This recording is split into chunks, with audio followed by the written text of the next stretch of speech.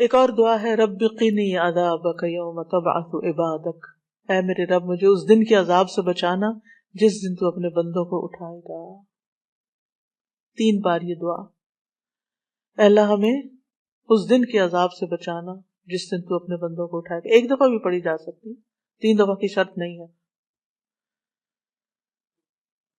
برا بن عازب کہتے ہیں جب ہم رسول اللہ صلی اللہ علیہ وسلم کے پیچھے نماز پڑھتے تھے تو ہم آپ کی دائیں طرف کھڑے ہونے کو پسند کرتے تھے تاکہ آپ ہماری طرف رخ کر کے متوجہ ہوں۔ برا کہتے ہیں میں نے آپ کو فرماتے ہوئے سنا، یعنی آپ پلٹ رہے تھے اور کہہ رہے تھے رب قنی عذابک یوم تبعث عبادک۔ یہ رات کو سوتے ہوئے بھی پڑھا کریں اور نمازوں کے بعد بھی کہ اللہ اس دن کے عذاب سے بچا لینا جس دن تو بندوں کو دوبارہ پیدا کرے گا۔